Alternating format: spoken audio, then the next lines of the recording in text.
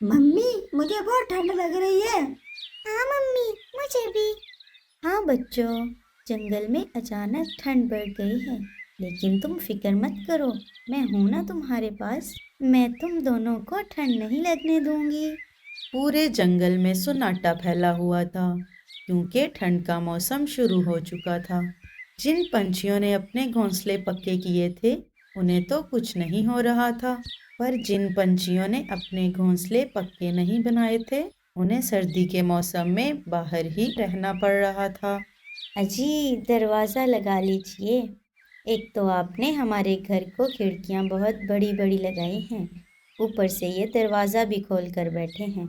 इससे अच्छा तो हम खुले में ही घोंसला बना लेते। अरे गोरी, बाहर तो हल्की बर्फबारी हो रही है। मैं तो बस उसी का मजा ले रहा था। आओ, तुम भी बाहर आ जाओ। रहने दो। आप एक काम करो, आप घोंसले से बाहर चले जाओ और जो मज़े लेने हैं ले लो। ऐसे हमें ठंड के मज़े ना दो। कालू बाहर चला जाता है और बाहर से घोंसले का दरवाज़ा लगा देता है। उधर रानो चिड़िया लाड़ो चिड़िया के पास आ जाती है। रानो, क्या हुआ? क्या बात है? लाड़ो, मैं तो अपने माँ और पिता के पास रहने जा रही हूँ। यहाँ ठंड बहुत बढ़ गई है। रानो, तुम्हारे माता पिता तो बर्फीले पहाड़ों पर रहते हैं, तो क्या तुम्हें वहाँ पर ठंड नहीं लगेगी? अरे नहीं नहीं, वहाँ मेरा परिवार बर्फ के इग्लू घर में रहता है। लाड़ो, तुम ऐसा क्यों नहीं करती? तुम भी मेरे साथ चलो, हम कुछ दिन रहकर वहाँ से वापस आ जाएंगे। मम्मी, चलो ना, हमें भी देखना है इग्लू का घर। चलो ना मम्मी, चलो ना। ठीक है बच्चों, चलो, हम भी चलते हैं। सारे मिलकर रानो के माँ पिता के इग्लू घर की तरफ निकल पड़ते हैं। अरे, ये अचानक से जंगल में ठंड इतनी ज़्यादा बढ़ गई।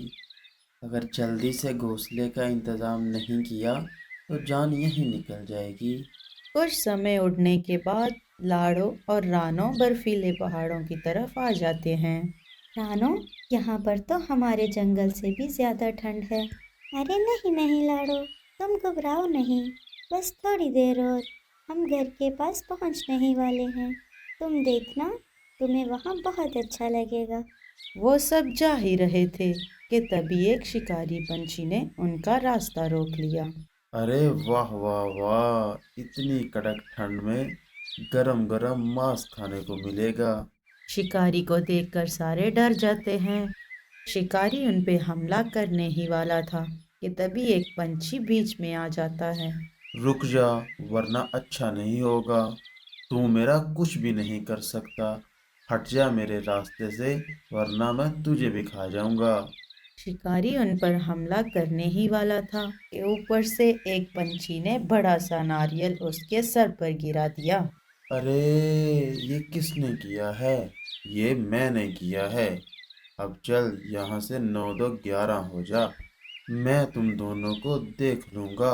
हाँ हाँ ठीक है, अब तुम निकल चल। शिकारी पंछी वहां से भाग जाता है।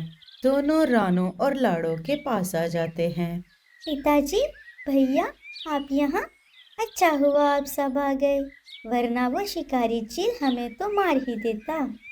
अरे ऐसे कैसे बहना, हमारे होते हुए तुम्हें कुछ नहीं होगा। बेटी, ये चिड़िया कौन है तुम्हारे साथ? इसको तो मैंने पहले नहीं देखा। इसका नाम लाडो है और ये इसके दो बच्चे हैं। मैं ही इसे अपने साथ लेकर आई हूँ। अच्छा किया। अब चलो घर चलते हैं, बाहर बहुत ठंड है। हमारा घर ज़्यादा दूर नहीं है। थोड़ी ही देर में सारे इग्लू के घर के पास आ जाते हैं। सारे अंदर चले जाते हैं। रानो, इस घर का तो दरवाज़ा भी नहीं है, लेकिन ये फिर भी अंदर से कितना गर्म है। लेकिन ऐसा कैसे हो सकता है? अरे बेटी, बाहर की ठंड बाहर ही रहती है और अंदर की गर्मी अंदर ही। नानी को देखकर बच्चे बहुत खुश हो जाते हैं और भागकर उसके गले लग जाते हैं। मेरे प्यारे बच्चे।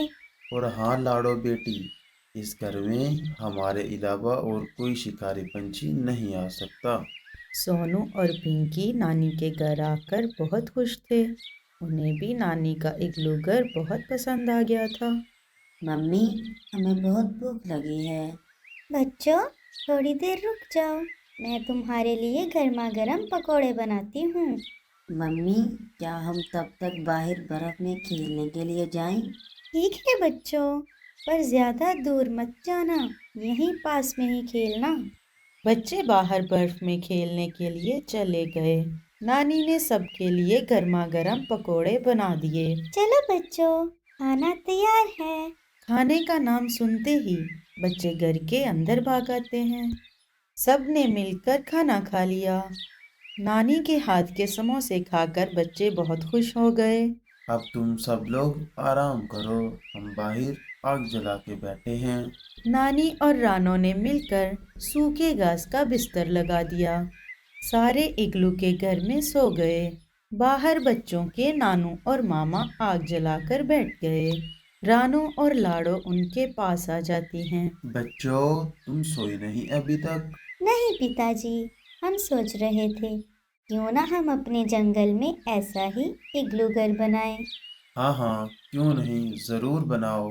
पर बच्चों, इसको बनाने में तो बहुत मेहनत लगती है और बहुत सी परेशानियां भी आती हैं। भारी बर्फ के टुकड़े भी उठाने पड़ते हैं और उनको एक के ऊपर एक को रखना पड़ता है, तब जाके बनता है बर्फ का इग्लू घर। लाड़ो, अगर कोई हमारी मदद करे तो हम अपना बर्फ का इग्लू घर बना सकते हैं। कुछ दिन ऐसे ही बीत जाते हैं। माँ, ये 4-5 दिन कैसे बीत गए पता ही नहीं चला। अब हमें जंगल लौटना होगा और अपने नए घोंसलों का इंतज़ाम करना होगा। अरे, और कुछ दिन रुक जाओ बच्चों, वैसे भी तुम तो बहुत दिन बाद आई हो रानो। नहीं माँ जी, अब हमें चलना ही होगा, हम फिर कभी आएंगे। वैसे भी बच्चों का स्कूल भी है और अगर ज़्यादा दिन छुट्टियाँ बढ़ गईं तो बच्चों की पढ़ाई पर असर पड़ सकता है। बच्चों का वापस जाने को मन ही नहीं कर रहा था, लेकिन उन्हें स्कूल की पढ़ाई भी पूरी करनी थी। सारे अपने घर की तरफ निकल पड़ते हैं। अच्छा, तो अब तुम वापस जा रहे हो। देखता हूँ अब तुम्हें कौन बचाएगा। बच्चों, अब तुम यहाँ से जा सकते हो, लेकिन जल्दी वापस आना। बाय बाय नानू, हम जल्द वापस आएंगे। सारे अपने जंगल वापस आ जाते हैं। रानो, क्यों ना हम भी इग्लू का घर बनाएं? हाँ लाड़ो, लेकिन हमें किसी की मदद लेनी होगी। वो दोनों बातें कर ही रही थी, तभी भूरा कौवा वहां पर आ जाता है। अरे भूरे, तू यहाँ पर क्या कर रहा है? मैं घोंसला बनाने के लिए लकड़ियाँ ढूंढ रहा हूँ, लेकिन ठंड इतनी है कि लकड़ियाँ ढूंढना बहुत मुश्किल हो गया है। मुझे अभी और लकड़ियों की ज़रूरत है। भूरे, तुम ऐसा क्यों नहीं करते? तुम घोंसला बनाने में हमारी मदद करो और तुम्हें लकड़ियाँ ढूंढने की भी ज़रूरत नहीं पड़ेगी। क्या? पर हम घोंसला किस चीज़ का बनाएंगे? हम बर्फ का इग्लू घर बनाएंगे। बर्फ का इग्लू घर? मैं समझा नहीं। भूरे, तुम बस बर्फ उठाने में हमारी मदद करो, बाकी का काम हम देख लेंगे। जैसे रानो और लाडो ने बताया, भूरा वैसे वैसे बर्फ के टुकड़े लाता रहा और जहाँ जहाँ वो कहती वहाँ भूरा रखता गया। शिकारी चील उनका पीछा करते करते जंगल में आ गया। अच्छा, तो तुम दोनों यहाँ पर हो। इधर तीनों ने मिलकर बर्फ का इग्लू घर तैयार कर दिया। कुछ ही देर में भूरे का भी इग्लू घर बनकर तैयार हो गया। तभी वहां पर गोरी और कालू कौवा आ जाता है। अरे वाह, क्या घर बनाया है! क्या हम भी ऐसा घर बना सकते हैं? हाँ हाँ, क्यों नहीं। अगर कालू मदद करेगा तो हम आपका इग्लू घर बनाने में ज़रूर मदद करेंगे। हाँ हाँ, तुम सब तो अपने घर बना लोगे, पर मेरे जैसी बूढ़ी चिड़िया का क्या? मैं तो बस 2-3 महीने की मेहमान हूँ। ऐसी बात नहीं है मीनू मौसी, अगर भूरा और कालू हमारी मदद करें तो हम आपके लिए इग्लू घर ज़रूर बना देंगे। एक एक करके सारे पंछियों ने इग्लू के घर बना लिए। इधर शिकारी चील जंगल में आ जाता है। अरे भागो शिकारी पंछी, सब भागो, छुप जाओ, शिकारी पंछी आ गया। सब अपने अपने इग्लू घर में छुप जाते हैं। शिकारी चील एक एक करके इग्लू के घर को अपनी चोंच और पंजों से तोड़ने की कोशिश करने लगा। अरे ये क्या, ये तो बर्फ के घर बहुत पक्के हैं। मैं एक काम करता हूँ कि पंछियों का बाहरी इंतजार करता हूँ। पंछी अंदर गरम बैठे थे और इधर चील ठंड में ठुठरता हुआ बैठा था। रात भर बर्फ में बैठने की वजह से शिकारी चील बर्फ में जम जाता है। सारे पंछियों को शिकारी चील से छुटकारा मिल जाता है।